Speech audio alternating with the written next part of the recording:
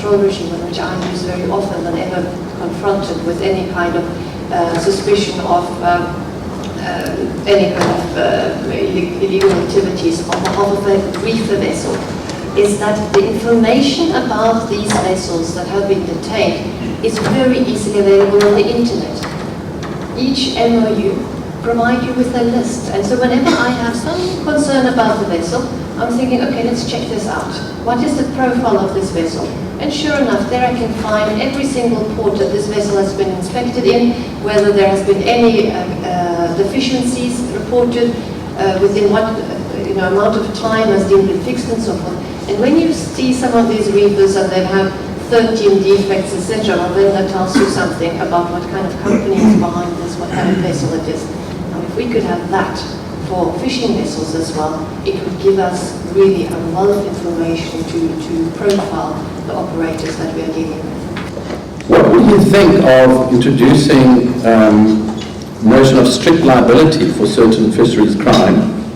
We had that in our fisheries law prior to our constitution, and some of that, in South Africa at least, is possibly unconstitutional, but it could be taken up at international, domestic level to work towards strict liability. If you are found at the moment with, say, 5 rock lobster in possession, it's up to you to prove that they weren't taken illegally. Where you could take away somebody's boat, you could forfeit their fish, you could ban them from the industry, because what you're doing is you're putting the onus on them to comply. And so maybe the simplest example of that is a speeding ticket. Nobody really cares whether you knew you were traveling over the speed limit. The rule is you travel over the speed limit, you have to pay the ticket. And the idea is that it puts the onus on you to stay below the speed limit or around there. Criminal law at its very fundamental level deals with blame. It's society blaming an individual for being bad, doing something that was bad. And so at a very, very fundamental level, in I think every legal system that's civilized that I'm aware of, you have 2 components, actus reus and mens rea. And the idea is look, if I pull out a gun and I shoot somebody, am I guilty of murder? And the answer is, well, it depends.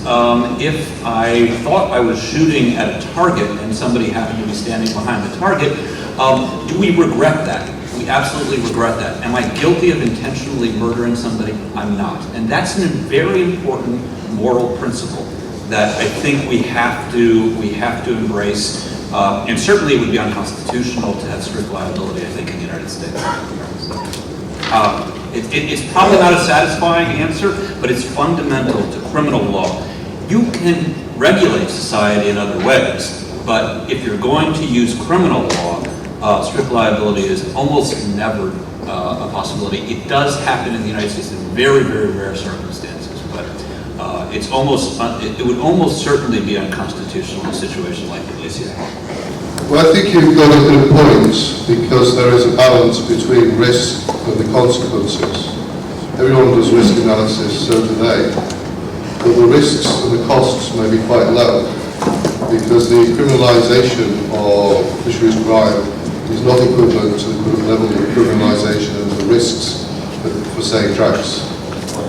And it may be well the case that the value of the vessels is not terribly high. And they may be prepared to write those off as they carry some other ones quite easily. But it also may reach a situation where the vessels are forfeit and they're auctioned. And maybe they can buy them back at a cheaper rate and have a vessel which is free of any issues because it's seen as changed owner. But it may be the same entity but with a different corporate role.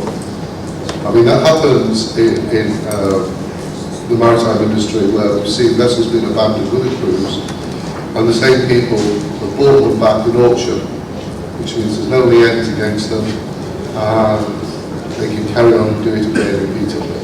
So there is a risk there as well. I did a bit of research on the Lacey Act, and I wrote after the Benga saga, I wrote a long article in the Cape Times suggesting exactly that, because we have wildlife crime generally, as we all know, rhino horn, elephant poaching, and I was hoping it would be taken up, particularly in Vietnam and other Asian countries where our rhino horn, etc. goes. But I got no feedback from a very prominent article in the local media. So I'd like to ask, not on the panel, but I know there's a delegate from at least Indonesia or other Asian delegates, what they see the political hurdles might be to have a Lacey-type act in their jurisdictions. Port state control is really not something that we have been discussing a lot in the fisheries crime context yet. Still, it is such an untapped resource for our ability to conduct routine control and investigations of vessels, or rather inspections of vessels. And for those of you that perhaps isn't familiar with port state control, because it doesn't really exist in the fisheries context, it might be worthwhile to give 2 words of background to how the system works. So you've got a number of conventions that do not apply to fishing vessels in general, they apply to transport vessels. So your reefers are covered, but not your fishing vessels. Now, countries around the world are in what you call a memorandum of understanding, regional arrangements, where all the ports undertake to inspect a certain percentage of all vessels that come to port. And then they routinely check what are the living and working conditions of the people on board a vessel. Is this vessel seaworthy? Is it safe, etc.? And in the moment they find non-compliance, the vessel is detained and it's being held back until these errors are being, or faults are being amended. Now, what a wonderful tool in our context. The vessels that I climbed on board together with Bernhard Wiedemann the other day, 7 vessels coming here to Cape Town. Now they were fishing vessels, they're not covered by any of the C-188 that John Lidlow was speaking about. It would have been a wonderful tool to assist us in ensuring minimum standard. It's not enforced yet, so we can't use that as a basis. Now, on board these vessels, the working and living conditions were horrendous. These vessels were clearly unsafe and unseaworthy. Now, you can spend a lot of time prosecuting the crimes, but you can bring that vessel out of circulation very easily if it's not maintained to certain standards. The biggest problem that I see is one that we've talked about on numerous panels, and that's corruption. And it's not just corruption with respect to the bribing the environmental police and et cetera to look the other way. It's also corruption in the judiciary and in the prosecution offices. I'll give you an example. I was able to really build a case against Arnold Benjes in the United States based on mens rea and other things is because I was able to split cooperators. And there's no way of sugarcoating that. What that means is that I arrested people. I said, you are going to face a long prison sentence. Here's roughly what that prison sentence will be. That's par for the course, and you're welcome to go ahead and either go to trial or plead guilty and go to jail. Or you can work with the United States, cooperate, provide truthful testimony in the prosecution or investigation of another person, and you can get a lower sentence. And we were allowed to do that because we have a judicial system that is transparent and that the rule of law matters. Let me flip to something else that happened to me recently. I was in Masai Mara in Kenya, and I was asking one of the wildlife officials there, how many poachers have you arrested in the last year? And he gave me an astonishing answer. He said 40. And I was stunned because if I were prosecuting there, I would have taken each one of those 40 and I would have flipped them, and that would have turned into 2 more arrests and then 4 more arrests, and we would have had easily 200 people arrested and worked our way up the chain. That's how you do a prosecution here. That's how you do it in the United States. I said, what happened to those 40? And the guy said, I have no idea. All right. And you need to fix the corruption in all of the countries in the world, and that's what will ultimately strengthen.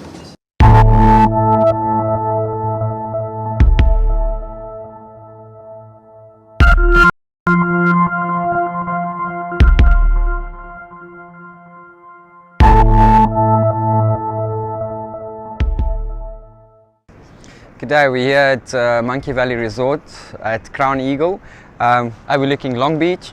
We're going to cook some beef fillet today. It's free range fillet, it's organic. It's not fed the normal stuff that you get from these battery sort of animals, that is fed grain that is made from that has been affected, and it leaves a sort of footprint on the planet, and it's not really good for you. It's also known that in future we're going to start running out of proteins and natural food, so we must start looking at ways for our own well-being and for other generations to come to utilize food that is natural and less protein. This meat that we're going to cook today, we're only going to use like 8% protein of the whole meal, and the rest is all going to be carbohydrates or vegetables in this case. So we're going to start by roasting off some pepper, red pepper, lots of color. It's known to lower your blood sugar or your cholesterol. Very good for you. It's got a lot of color. It's tasty. They say that if you eat red pepper in the morning with your egg whites, it's good for keeping the hunger at bay. So we're going to start off by roasting this in the pan slowly. Just going to add a little bit of butter, pure butter. Also very good for you in small amounts. And then I got the beef fillet here. I'm just going to cut a small section of it. That's all we're going to need for this dish. And then we got some aubergine here, also known as brinjal or eggplant. So this is almost like a Mediterranean dish. Olives. Just going to take the pip out of olives.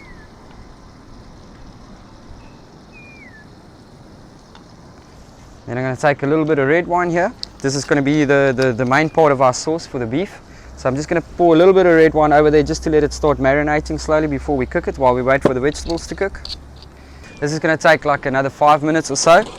We're just going to wait for that. After this finishes, then we're going to start cooking our meat to the temperature that's the desired temperature, and we're going to add the vegetables to that. Right, so the vegetables is carried on for another 5 minutes now. It's almost ready, so it's now time to heat our pan for our beef fillet. Just getting a bit of temperature there. Once that reaches temperature, you take a little bit of butter.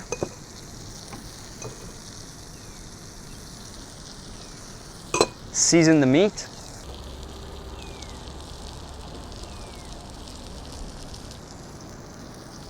Right, I'm going to turn this to this side because it's colder there. I need the heat here.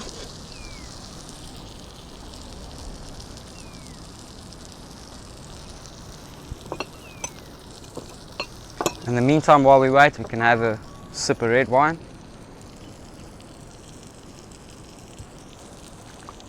Which is good for the cholesterol. Okay, our butter is starting to melt slowly. It's going to be sufficient, and it's going to be a nice flavor to the meat. The red pepper complements the meat, the baby marrow, everything else here is going to complement it. Your olives that you've got here is going to add a lot of flavor. It's got a lot of saltiness to it, it's got a lot of tartness to it. It's cherry tomatoes, full of sugar. Once you put it to the heat, it's going to caramelize, it's going to add to the flavor there. Now I've got a little bit of goat's cheese here as well, which is going to just cream it off nicely for us.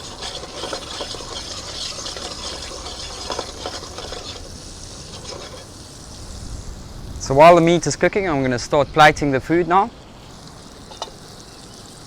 Before I place that on, I'm going to take a little bit of goat's cheese at the bottom here. Put a little bit of aubergine or eggplant, top of that. Baby marrow on top of that. Some of the red pepper. So we've got a nice spectrum of colors there. Broccoli, so all these vegetables are nice and crunchy, which is what you want.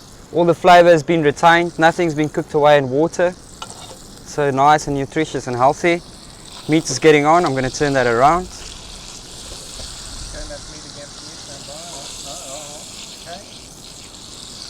Add my cherry tomatoes to the dish. This is going to be part of my sauce. My olives. A little bit more butter. And then we're going to finish it off with some red wine.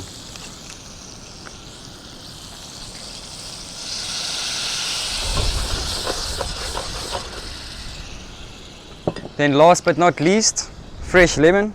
I know in South America, the people there like to put lemon with their meat, their red meats. Brings out the flavor.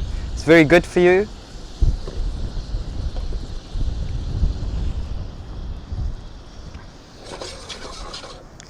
That meat is ready now, so I'm going to take it out. Just put it on top of your vegetables there. Let that sauce finish cooking. A little bit more goat's cheese.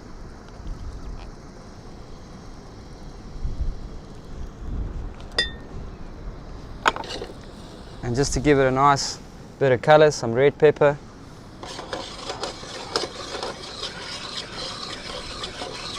Then here's our sauce with its garnish. Just some red wine, olives, fresh cherry tomatoes.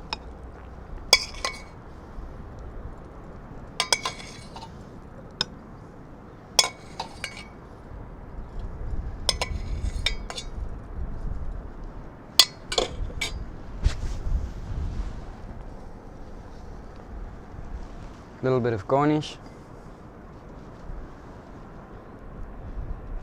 And this is our beef fillet with the roasted red peppers, the broccoli, red wine tomato sauce.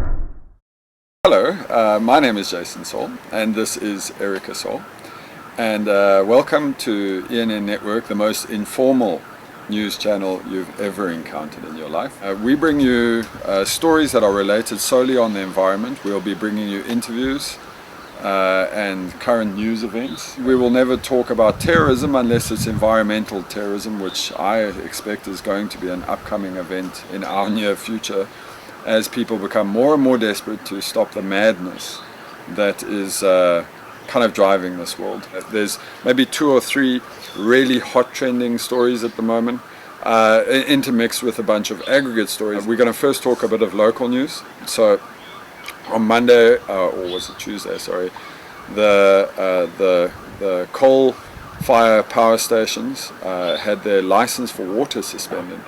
Now, this water story is an ongoing, growing situation here in South Africa. Later in the week, a huge report came out in the West Australia, but then confirmed again also to be happening in the States.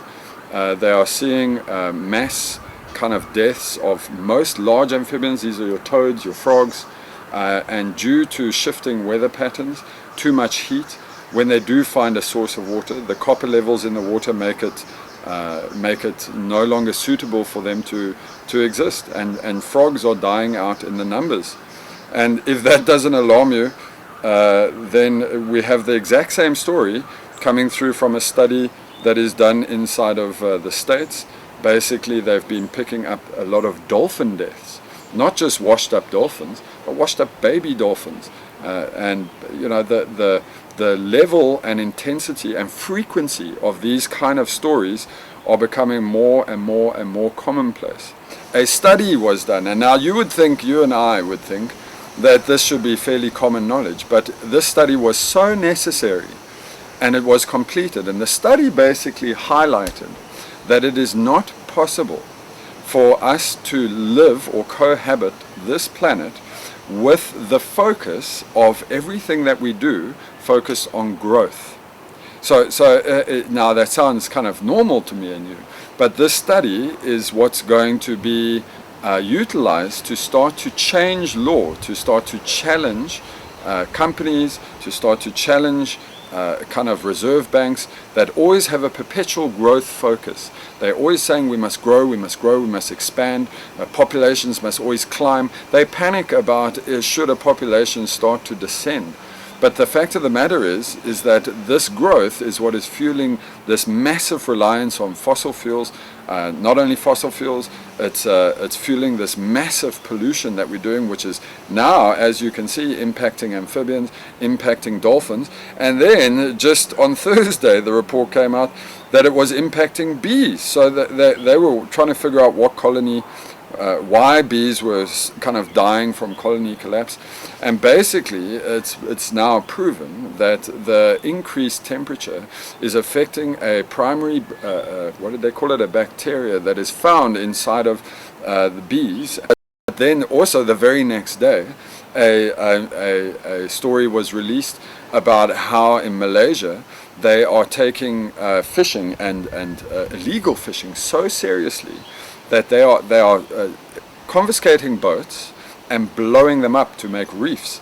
And so far they were saying they've done something like 64 boats they've confiscated off illegal fishermen, and they sink them. They don't ask questions. They don't, there's no big court battles. They get the people off the boat, they drag the boat to their nearest reef, and they blow it up. And you're going to see more and more of this happening because people are starting to realize the impact that we're having on the ocean. Now, let's not forget that this week is International Recycling Week. So obviously, in that line, you had a lot of stories coming out that are related to the levels of plastic in the oceans. You're having stories coming out in relation to the kind of lifespan that plastics have while they're sitting in the environment. And we already picked up that story from late last week in relation to how the volume of plastic in the sea, our impact on the environment. The amphibians are starting to feel the impacts and are wiping out. And then the increase of copper in the water from mining activities, from, our impact is starting to show more and more. Now, if you are a person that's just tuned to this channel, the only awareness you would have of any of this would be that Hillary Clinton and Bernie Sanders had a massive argument on a debate in New York about who's going to become the next president. And also you would have been aware about various terrorism blasts around the world. But because you're now tuned to this, you can actually start to see that around you, the real story of what is happening to this planet is not based upon what Bernie Sanders is doing or whether Vladimir Putin was picked up in the Panama Papers. The real story is that around you, the environment is absolutely collapsing. It's collapsing. And we're not talking about it.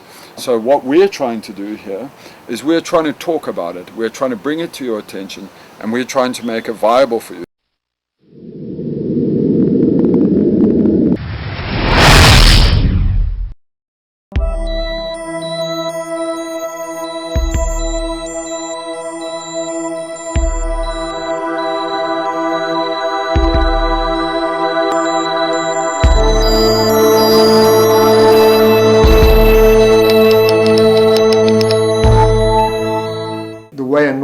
Project would work, where they would come and negotiate because they'd have an agenda. They want to come in here and they want to start a AIDS orphanage or something like that. They would go to the chief and they'd say to the chief, we want to start up an AIDS orphanage and we want to try and employ some people and educate some people and we want to take care of all your AIDS orphans and for that we want some land. And the chief would think about it seriously and he would feel important and say, yes, it's a good idea, we need these things. And there would be this trade-off, but in a way the project would then be beheld to the chief, whereas we kind of came through the back door here. Firstly, because I came in here with a preconceived idea that this whole tribal system or traditional system was flawed anyway, and it failed. So I came in here with kind of really a judgment against this whole traditional system and things like that. From what I'd heard, which is really unfair, but that's how I came in here. I sort of touched a little bit on what Contra Lesser, which is the Concrete Traditional Leaders, was all about, and it looked dodgy. In a sense, it was quite rude. I should have gone to the great place of this specific council and said, I'm here to do this. The other thing was, having worked in the Transkei before, worked in many other countries in Africa as well, is that you sort of also believe in the bush telegraph. And I sort of thought, well, what I'm doing, if it's important enough, then somebody will hear about it and they'll come and find me. and say, let's meet, sort of thing, which didn't happen. So either the Bush telephone didn't get there, or I just haven't been doing enough important stuff really at that level. So what that did for the project anyway was, I think, was quite beneficial in that journey of understanding what these problems are all about, because we didn't have to work to anybody's agenda or had to deliver anything to anybody. While I was busy, not sure what I was really doing, just building this island in the middle of this place that I wasn't familiar with, having never been as close to the coast. I'd worked up at Ingqobo and places like that several years before. To put in a relatively self-sustainable place and hoping that people would just be flocked and would just feel there's some kind of magnetic pull to this place, and we could teach people how to eat and to respect water and soil, and building and things like that, and get their houses stronger, which was really naive of me, I think, in hindsight. I think people are used to being herded in a way, and they just didn't. So they thought in order to engage with me, they'd have to pay me. In other words, if they want to come and make bricks, they'd have to pay me to do that, which was never in my mind, but I didn't articulate that very well, I think. So, a bad thing, but this main chief who was head of Controlesa, who I was working with, died, and left this huge void suddenly that we had started, which was about leadership. And he completely saw things the way that I saw things, of understanding that present leadership was flawed and had to be nurtured, and then to start focusing on the next leadership, the children, and to create leadership schools for these guys to come through so we can start to shift the whole thing around. Everything is based on oil. Yeah. Our monetary system, our judicial system, our education systems, everything on this table. Well, this is now second generation, so that's now no longer oil required. But that's our existence. Oil comes crash. I mean, we see it. I mean, yesterday, the Dow Jones fell another 3.5% yesterday. You know, you look across the board in the American markets, it's just red. They just crashed. Oil organizations went down 4 to 5%. No more control. There's no one. So now, in a third world or developing country, when suddenly that power line is cut, it's going to be mayhem, unless we can shift it and we can get people and communities, let's call them transition, whatever we want to call them, all these words have been banning around, where they are taking care of themselves, where they're not reliant upon the central system of control, which is money. And so there's something that's gone.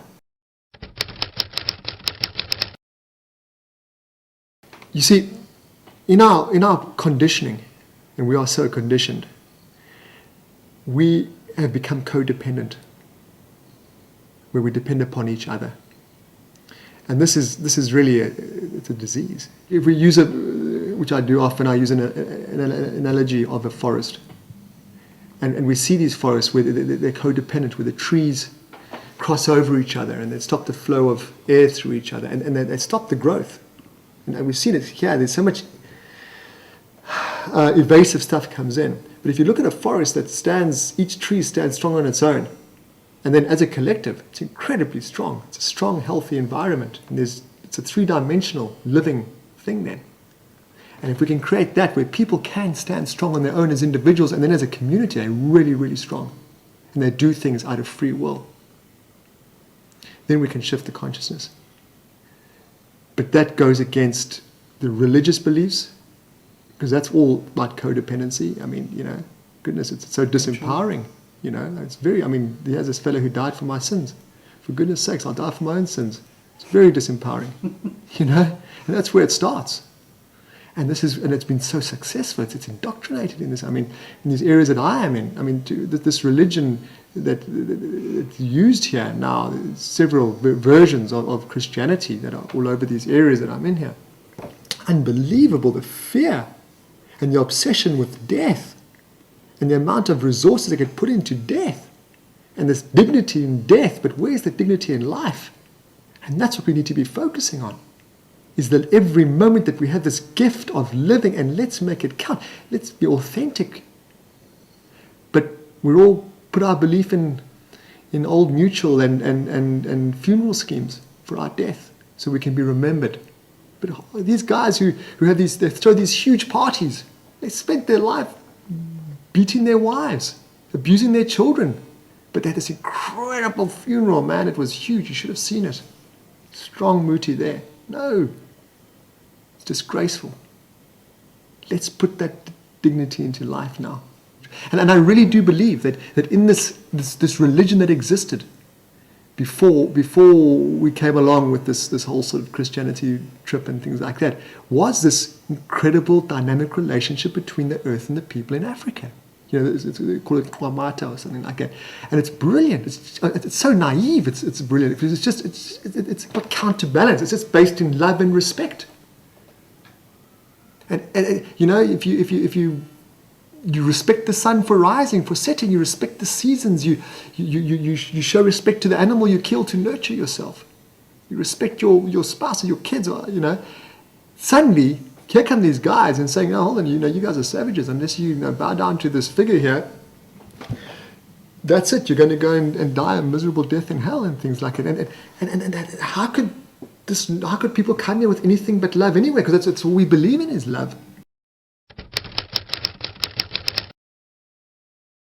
Okay, so this is how people are building here.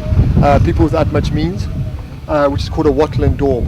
So here you've got your wattle, which is your wooden framework, and they're packing in the daub, which is the clay, in here.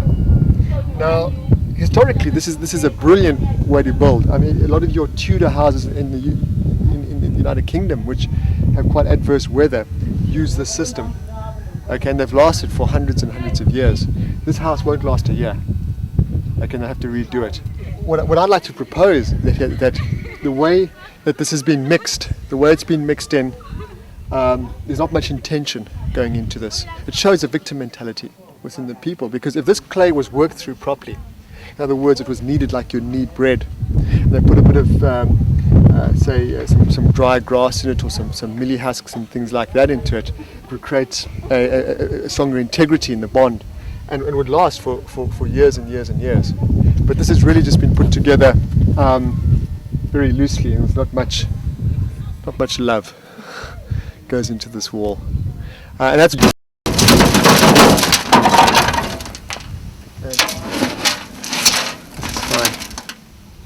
You fill this with your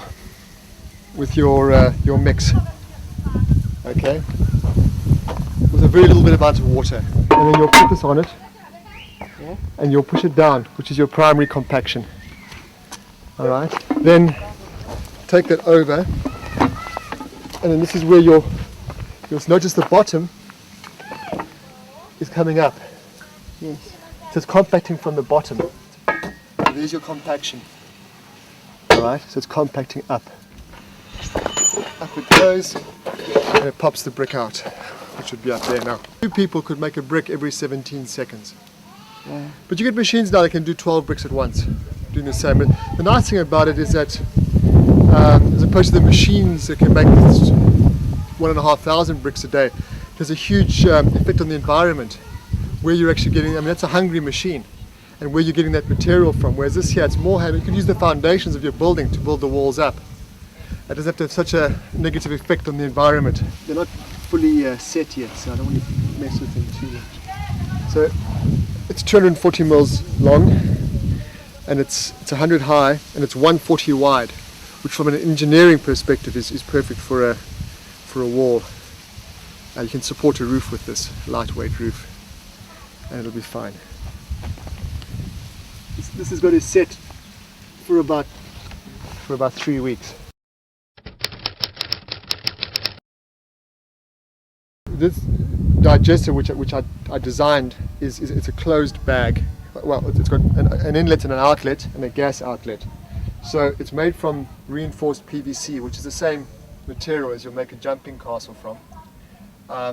And it's shaped. The shape of it is like a loaf of bread. It's risen. So it has the convex top on it, and everything else is squared. It fits into this frame here that I just built with brick. And how it works is that it comes from the toilets. The waste comes into the I can also feed it with green material, which produces most of, if I really want to get a lot of, push my my methane levels up, I'll feed it with some bananas or stuff like that, which boosts it. It comes in here, and inside here I have a live culture, which is anaerobic, which means that it exists without oxygen.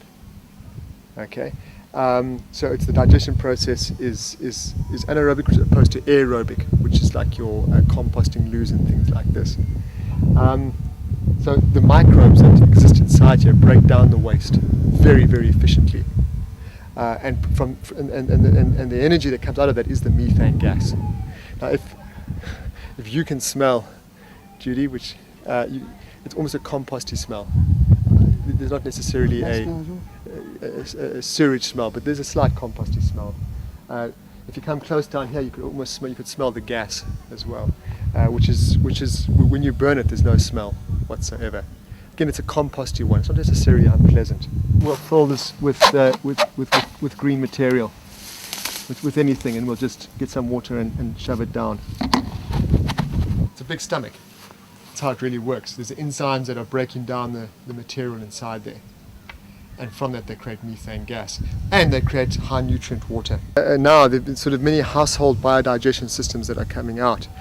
There are about 6 cubic meters prefabricated systems that cost probably about 40,000 rands, and they're not high gas yielding, but what they are doing is they're breaking down the water, the black water, the effluent water, which is really critical.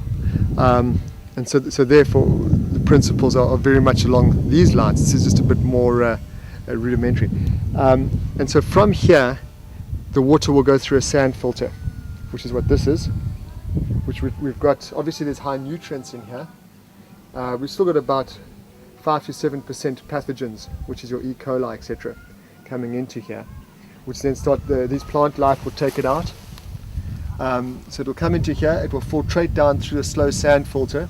Underneath here, about a meter down, there's a hole, and it'll come up here, which this is full of shells like this, and charcoal, which then absorb the last remnants of pathogens. Okay, that's what this one, and the reeds, of course, as well, take out anything. So it's we really have removed as much. I mean, if there's anything left, it's absolute trace elements. The water will gather in here and settle, and then will slowly gravitate down through our trees and our orchards, which are down that side, which is high nutrient water, which you can drink. It'll give you a bit of a stomach ache because it's high in nutrients, but certainly nothing poisonous. And but it's very good for growth of the trees and plants. We've got coffee trees down there and a loquat tree, and we're definitely seeing pronounced growth as to the other trees that are not enjoying these high nutrients that we're getting out of here. So ultimately what you'd like to have is say 3 or 4 houses together, all the waste leading into a digester, which then would lead into an orchard, oranges or whatever, which would then go to provide food for the house, provide the energy for the gas, as well as, most importantly in my mind, is processing the black water and not getting it into the waterways, which is critical. So we've got our dam over there where the water collects. All right, it's about 120,000 litres of water. We've got our fish inside there as well, which is a source of protein. And we feed the garden with that water as well, which then all slopes back into the dam slowly. From there the water is pumped up through to the storage tank, but it goes through a filtration process first, and then we can put in a solar pump to pump it up to it's a 5,000 litre storage tank. The water is then, there's pipes going around down into the kitchen. Food forest, where we've got our trees going, got bananas trees there, citrus trees going. We've got nut trees, avocado trees, pawpaws, as well as guava and coffee. We've got about 350 coffee trees in this space as well, which has got about another 3 years to go before they start producing. And then we've got climbing beans, all over the place, which we're getting a huge amount of food from, plus our loofahs, which we eat when they're still young. And then we've got our pigeon peas as well, plus all our herbs and that. And then we go all the way down where we've got our ground covers. This is what we can call an aerated bed. It's off the ground. We've got green material at the very bottom, which is composting, and then we've got which is a long nutrient release bed, which is like a double dug bed, and then above it we've got layers where we've got decomposing materials at various stages, plus cow manure. That's very rich if you look at that. If we look around here, of course, sod's law, we won't find any, but there's worms everywhere as well that are working away. Perhaps if we look in one of the other ones. And then we cover that all up. Right now, because it's winter, we have quite a bit of dew, and this mulch here is holding that water, because we're in drought now, is holding that water on the ground. Plus the kind of growth here, we've got corianders and cresses, which are low onto the ground, and not using up too much of the precious nutrients. But this is where we have problems, where we have invasive plants like this guavadilla, which just comes on and takes over. But it does produce fruit that you eat. It produces fruit, but it stops the oxygen from getting to these plants. So this needs to be managed a bit.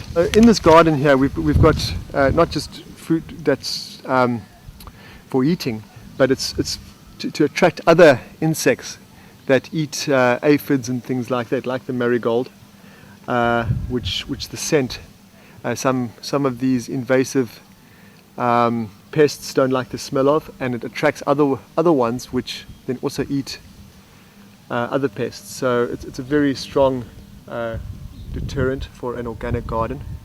There's a certain amount of weeds in here as well. If we look here, these are some weeds growing there. We allow that. We share the garden. We've got nice cloves growing as well, which is really good. On the sides here, we got roots creating networks, holding everything inside here. In this one here, we've got mints, and we've got some gooseberries over there. Smells lovely. If you're into that, and we can also put strawberries in some gardens. At the bottom there, we've got strawberries holding the whole thing together. So we've got garden and garden. Yeah, peanuts here, which are coming good soon. In about 2 weeks' time, we can harvest these. And carrots are coming right as well now. The seeds there, the marigolds are now going to seed, which I'll just distribute.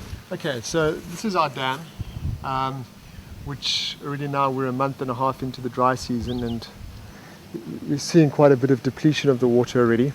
But last year we just managed to survive with it, but this year we've got more fish in it, so it's going to be interesting to see.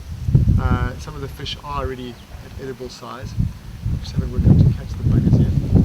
There's some turtles in here as well, frogs.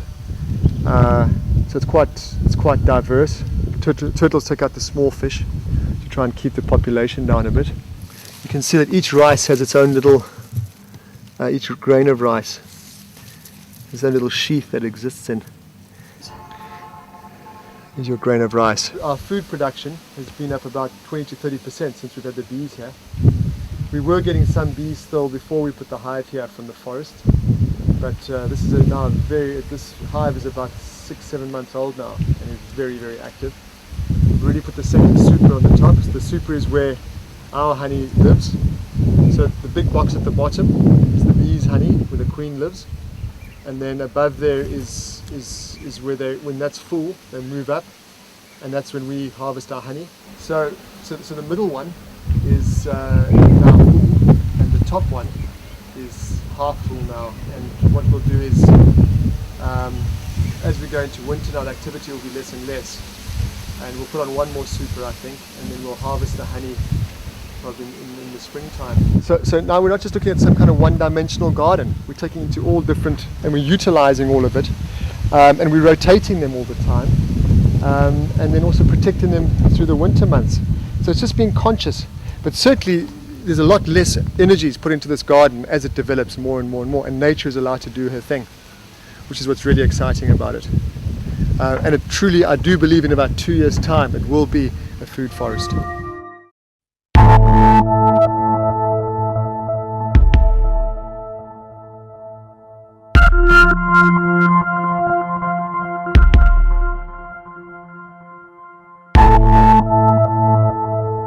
We have planted millions of seeds in minds and hearts that are sprouting consciousness around what we are doing, what we need to do, and how we can save ourselves from, as my good friend Kumi Naidoo, one of my heroes and the first African head of Greenpeace, says, we are sleepwalking into a disaster of unmitigated proportion, where our children and theirs will pay the price of our greed, our ignorance, and our inability to change.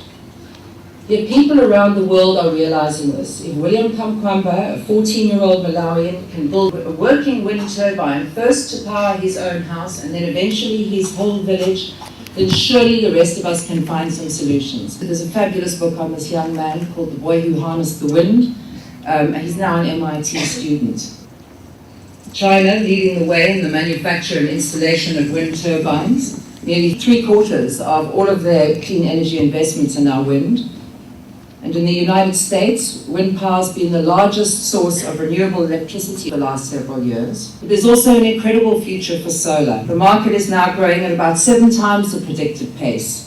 Did you know that every single hour, enough solar energy hits the Earth to meet the world's energy demands for a year? And here in South Africa, we have all of this available to us. And in North Africa, this ambitious supergrid hopes to take solar energy not just down to sub-Saharan Africa, but into Europe as well. Geothermal power plants, amazing. They harness the heat of the earth to provide clean energy. And here, Iceland's leading the way. In China, every single person has to plant 3 trees every single year. And in India, massive school programs as we do here. The time for action is right now. So folks, whilst most of our governments are MIA and corporate greed continues to rape and pillage planet's resources, and many slumber on unconsciously, can we here at Sustain Our Africa agree? We are the change agents, and together we can make the necessary changes to avoid more suffering so that we can have enough for all forever.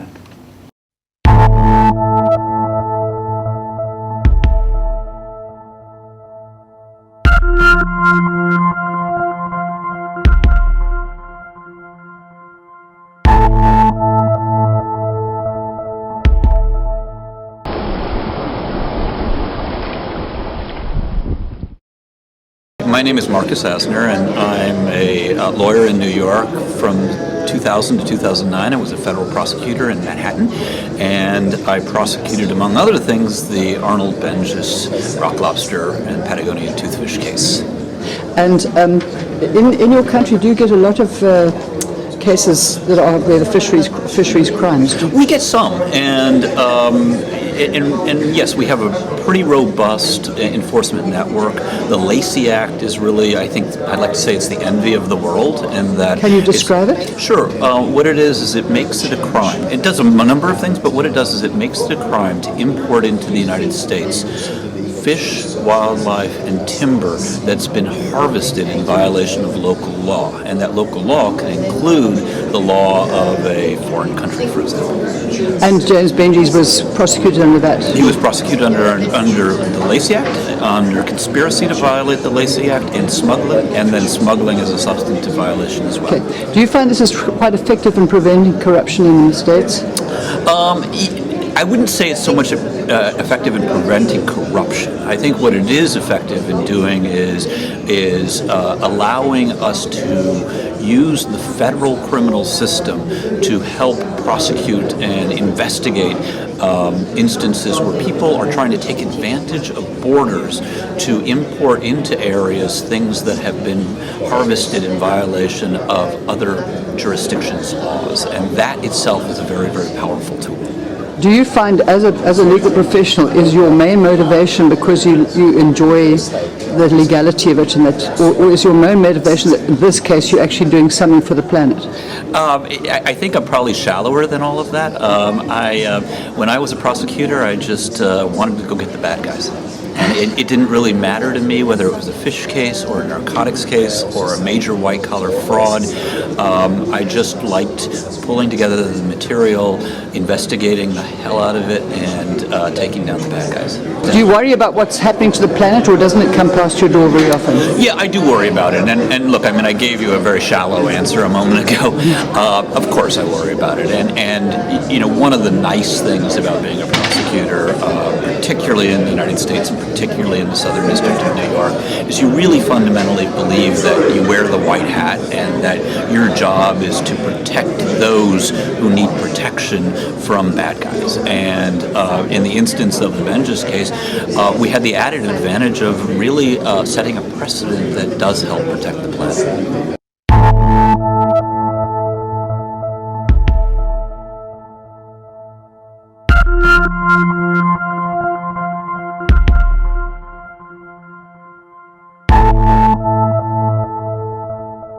In 1988, that's when we had Bill Molson, the founder of permaculture, who came from Australia. He held a workshop in Botswana on permaculture, and two of our guys who are now our trustees went to attend the workshop.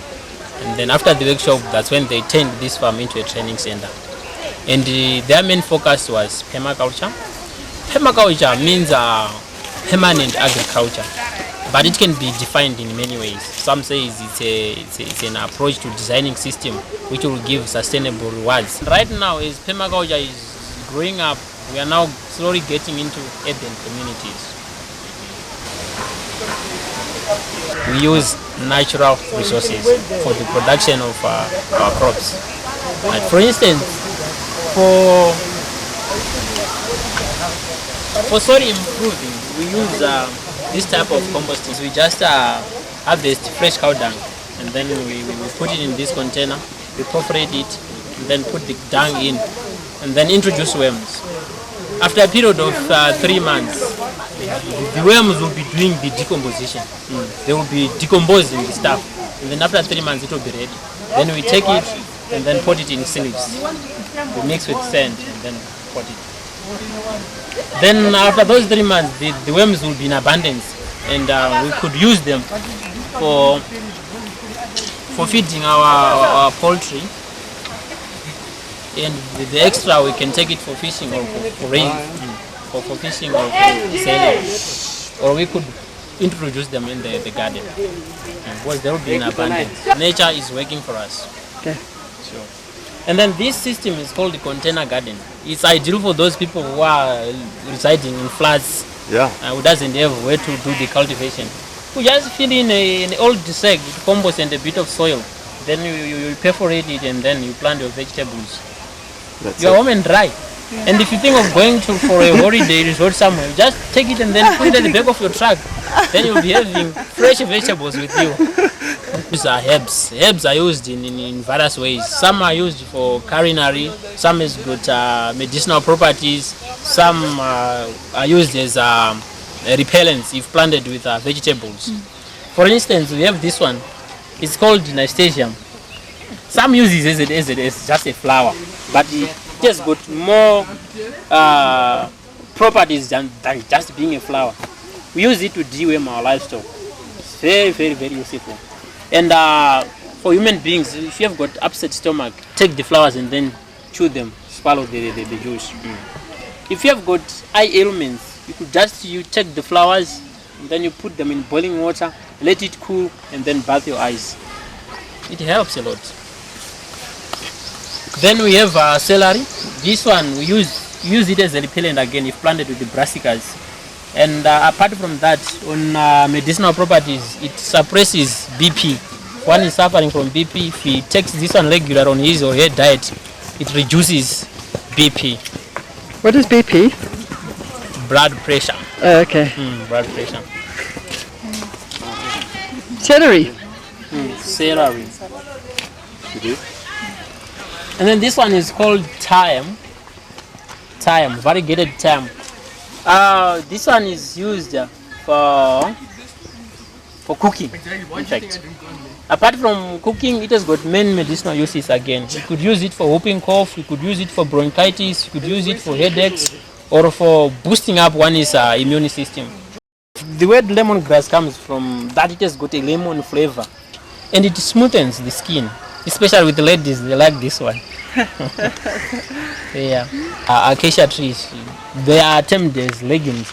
We use them in agroforestry, whereby we mix crops and trees. They are nitrogen fixers, and they are fodder. They can be used as windbreak. It doesn't shed the field. If planted with the crops tend to do very well. They can even grow very nice under these trees. They are very, very friendly. Except for the thorns. Sure. The group is the poor rural farmers who doesn't have enough cash maybe to buy these so-called barbed wires. One could resort to this type of tree. It's called Doviaris scapula. It makes a very good live fence if planted close. It develops thorns, and by so doing it inhibits goats, donkeys to enter in a field. Very, very useful. And apart from being a shield, it produces fruits which could be taken, and they're very, very nice, very rich in vitamin C. For it. We have here is we have indigenous trees, be it indigenous fruit trees and then trees. And then we've got exotic trees, fruit trees and not fruit trees. And we have passion fruits and we have herbs. But generally, they are for generating income and improving sites within Fambizanai. Wherever we feel like there's bare land, we could just take them and then plant them to improve the site. How does it improve the site? Whenever a site is very bare, if you've got a massive downpour of rainfall, erosion takes place. But if you plant trees, the roots helps to bar the runoff and then let the water penetrate into the soil. And you could even introduce grass. You plant trees and then you plant grass. By so doing, erosion is minimized. That's how it improves the site. We plant our crops diversified. The reason being that we are trying to encourage a symbiosis friendship, whereby if you have got a nitrogen fixer, that nitrogen fixer will be fixing nitrogen, thereby benefiting the neighbor. It could be, in this case, it could be spinach. The nitrogen that is left by this bean is taken by the spinach, right? And at the same time, if I've got an outbreak of a certain disease, if that disease attacks spinach, at least you are left with beans. But if you've got just a field of spinach, if that disease comes, it wipes away everything and you are left with nothing. Those are the advantages of diversifying. And at the same time, we encourage farmers to cover the soil. The reason being that if the soil is covered, there is little runoff. And at the same time, there is much percolation. The temperature of the soil remains constant when the soil is covered. There is little evaporation. And at the same time, it decomposes as time goes by. It decomposes, and by so doing, it will be adding fertility into the soil. So that's just grass? You could use grass, you could use dead leaves, you could use live mulch, whatever you have. Because we are saying, it depends with the place you are. If you are in region 1, if you are in region 4, whatever you have there, make use of it. If you don't have even grass or leaves or whatever, you could use even stone mulching. But that one is ideal under fruit trees. You could use stone mulching.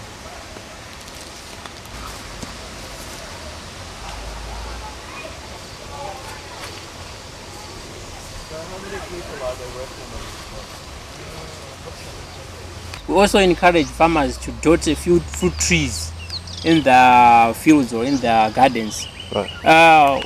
If you compare the production that you get from one tree and the production that you get on a piece of land planted vegetables, you could see that from a tree you get huge sums of money. So we encourage farmers to dot a few fruit trees into their system for boosting income. What kind of tree is this one? It's macadamia nut. Which one? That one. Macadamia nut. That looks like Very, very expensive. A kg you could buy it at least something like $300 and something dollars, $. Very, very expensive. Okay, this one is called Lucina. It's a nitrogen fixer, and at the same time it's fodder. At the same time it's working as a hedge here. In permaculture, we say at least one element should serve main functions, right? So apart from just being hedge here, it is barring diseases, the other diseases that travel with wind, like blight. So whenever you have a hedge in your garden, that disease could be trapped here, and then doesn't get to your vegetables or crops or whatever. At this time of the year, there is outbreak of pests. Vegetables doesn't do very well. We are leaving this so that we could feed our livestock, because we believe in recycling. We take waste from the garden, and then we feed our livestock, and then in return we get manure. We put it on a compost, we re-put it, we reapply it into the garden. So it's sort of a cycle.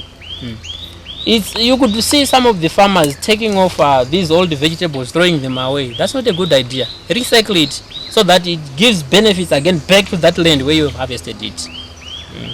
Humus. And then after that you put a heavy feeder, it could be maize, so that it makes use of the nitrogen that is left by the prior plant. Yeah. It's a peach. Yeah. It's called the elderberry. The flowers are used if somebody is suffering from a heavy flu. You could use those flowers. And the leaves are used for making compost, very rich in nitrogen. And you could use it as hedge again. So hedges are very, very important for stopping wind erosion. Yeah. And trees should be shaped in a way that it will become easy for one to harvest. It will become easy for one to spray. So we don't encourage farmers to leave trees growing high up. It will be very difficult for them to harvest. And at the same time, they end up having their kids having fractures because they climb up there, which is very, very much dangerous. So in the necessary course that we give, we train them that they should train their tree. A tree can behave in the way you want if you train it, but if you leave it, it will give you problems. So this is the result of training. The branches are growing sideways. It's very easy to harvest. You can even harvest when you are, and then you apply it on your crops. But the most powerful one is the one made from chicken droppings. You just harvest the chicken droppings, you put in a sack, and then you put in a drum. You add water. You leave it for 2 weeks again, and then you top dress your crops. But with liquid manure, you go to dilute the one that is made from chicken droppings 1:5 because it's so powerful. If you don't dilute, otherwise everything will be burned. It's very, very powerful.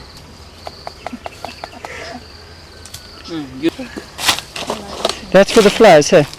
Sure. This is what we call stone mulching.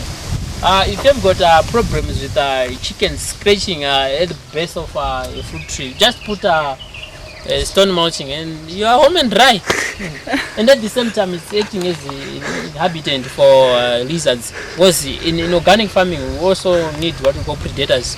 They help us in reducing the number of pests. So this is a home for lizards, beet snakes. Snakes are very good for controlling mice. So this is the ideal home for our predators. Is prepared for them. If you put fertilizer, yes, you get quick results, but the taste is awful. But if you use manure, it gives a wonderful taste. The taste is just perfect. Remedies on spraying is that whenever you have a customer or you have visitors during the night, you can pick up the leaves because you would have used chilies or hot pepper to do the spraying, which is something eatable. You can just wash that chilies and then you prepare for your customer or for your visitor. But if you use Roga or these synthetic chemicals, if it is 21 days before harvest, you got to wait for those 21 days. But we are having problems because most of the rural farmers, they are money hungry, so they sometimes cheat. Rather than waiting for those 21 days, you could see him waiting for about 15 days and then start harvesting and then selling for the sake of money. But look what will happen. All those people who consume those vegetables will end up having problems just for the sake of money. But if you go organic, you could do spray and then at the same time harvest, no problem. Fig tree. It bears fruits and then the fruits turn red when they are ripe. By so doing, they attract birds. And then whenever we have birds in here, birds, rather than feeding on the figs, they could end up picking up pests. It could be butterflies, it could be grasshoppers, they end up picking them. So it's serving main functions here. It's a fruit tree and at the same time it's attracting birds. The birds in return will feed on pests. This is called yarrow. It's a herb. It's called yarrow.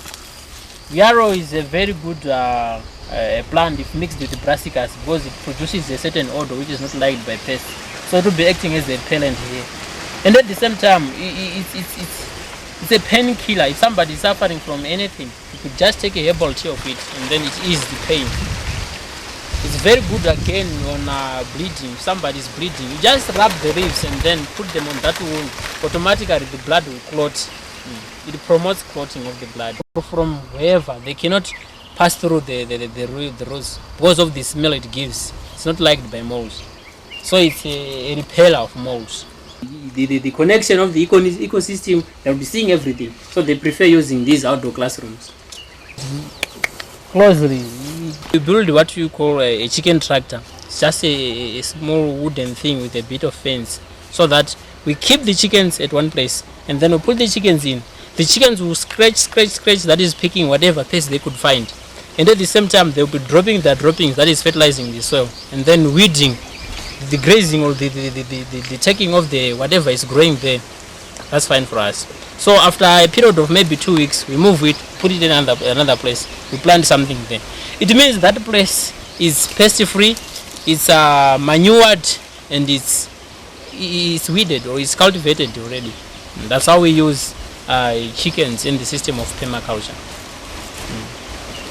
Then we come to biogas.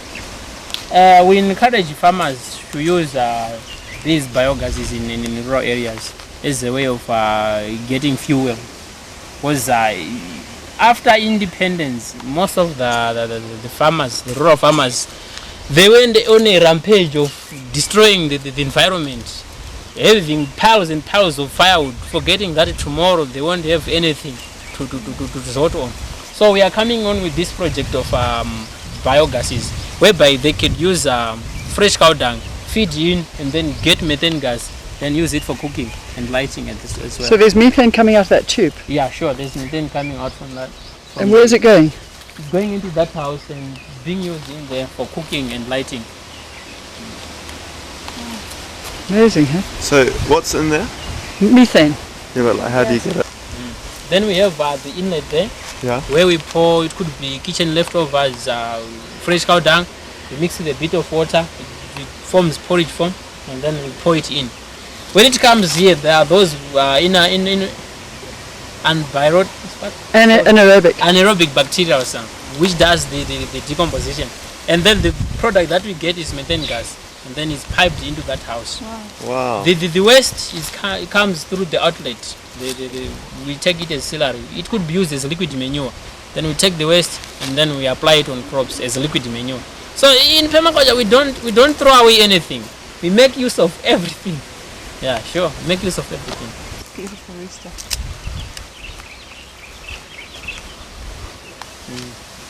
We have cattle. Those are the ones that does the grazing. And then we have pigs. We used to have goats. We just buy them and then feed them and then sell them as a way of generating income. We harvest seeds from the fields, be it in the garden, be it in the fields, seeds of trees, seeds of vegetables. We bring them in here, we store them there, and then we could sell them to our visitors or customers. And then the extra we could replant it in the garden so that we become self-reliant. We are promoting self-reliance. We have courses that runs for 1 week, and then some runs for 2 weeks. And these bricks are called the SSBs, soil stabilized blocks. They've got a cement element in them, and they can last for a long time. They are very cheap to produce.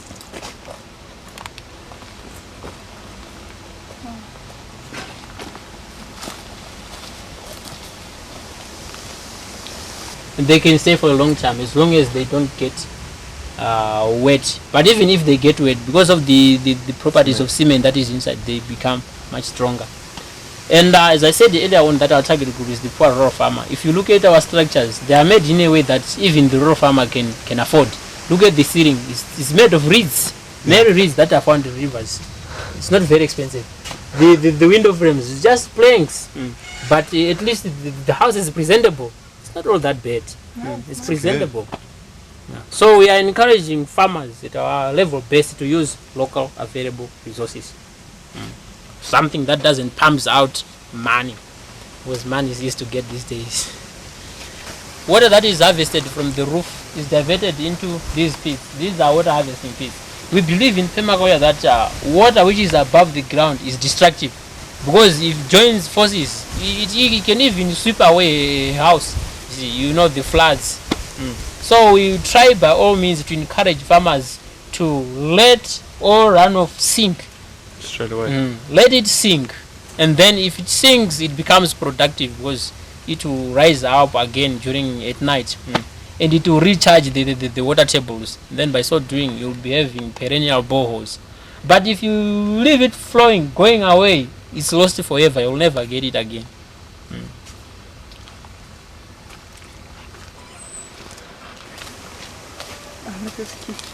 So these are people's houses here, huh? Yes, these are people's houses. This is just a model village whereby we are trying to show the farmers how they can set up their homes or their houses.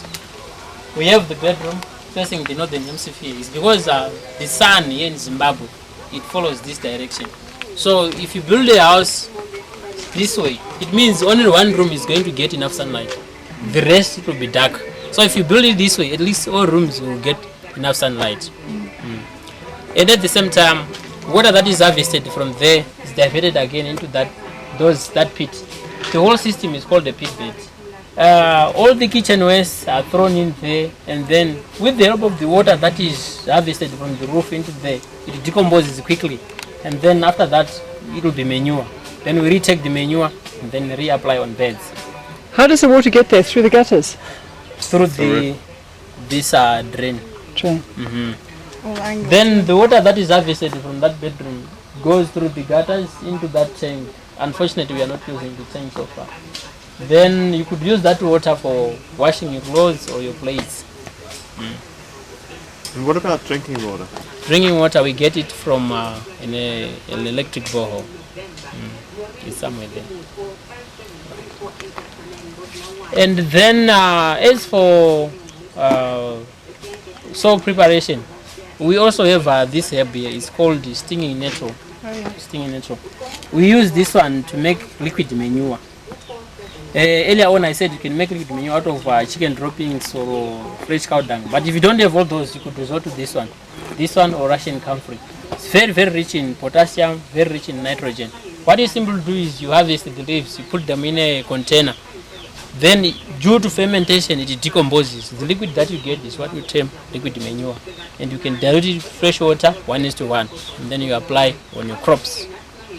Apart from making liquid manure, it's a very good suppressor of sugar diabetes. If somebody is sugar diabetic, you could resort to this one. Just make a herbal tea, and then you put a bit of honey, then you take it. It suppresses the disease. Blood poisoning, it also helps. And again, it's a repellent of snakes. Those who are in Zimbabwe who are living in region 4 or 5, there are lots of snakes. So you can just make a small jura of this one, because snakes doesn't penetrate on it. Maybe it's because of the spikes or whatever. It doesn't like snakes, and you could hardly find one crossing this one. So it's a very good repellent of snakes.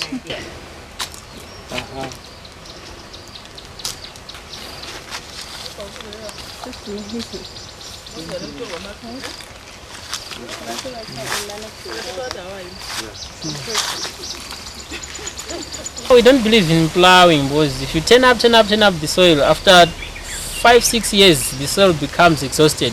It quickly becomes exhausted. Maybe what we encourage is we can do plowing maybe on staggering years. Maybe after 3 years you plow, after 3 years you plow.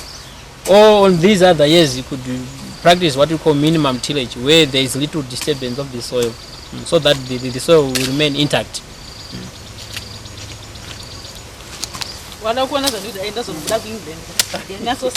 Upholstery building materials.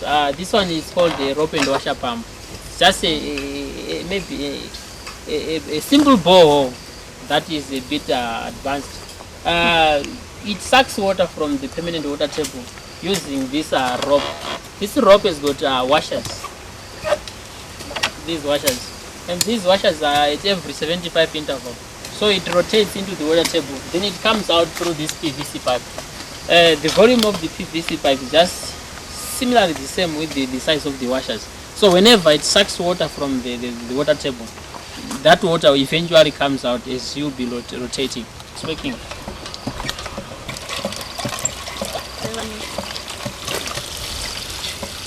That's pure water, huh? Yes, that's pure water.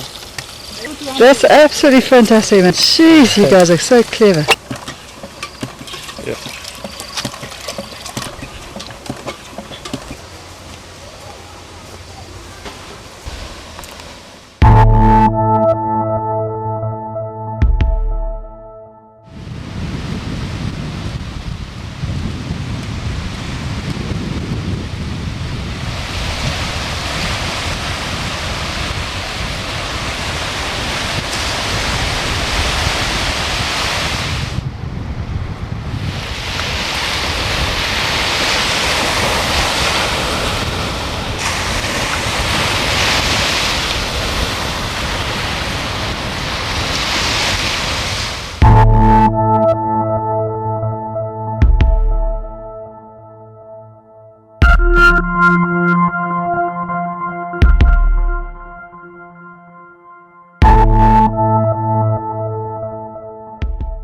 Good day, my name is Brian. I'm the chef at Monkey Valley Resort. Today we're going to do some healthy, pure, organic and free-range food.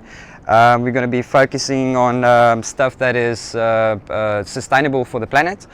First dish I'm going to do is called pawpaw, roasted pawpaw and walnut relish. Walnuts has got a lot of protein in it. It's also got a lot of sterols and sterolins, which is good for your immune system. So we're going to make something with that. It doesn't require a lot of cooking. Pawpaw is going to go into the pan for like 5 minutes, and the rest of the stuff is quite raw and it's easy to make and it's quite tasty. So the first thing I'm going to do is the walnut relish. So you just take a couple of walnuts, just chop it up roughly.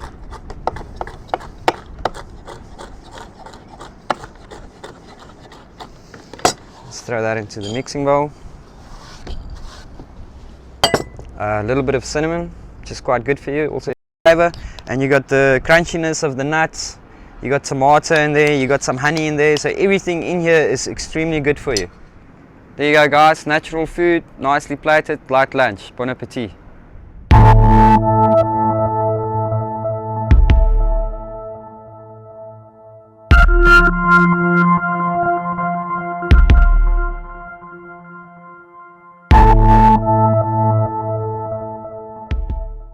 I'm Ben Margolis with the Global Call to Action Against Poverty, the world's largest anti-poverty movement.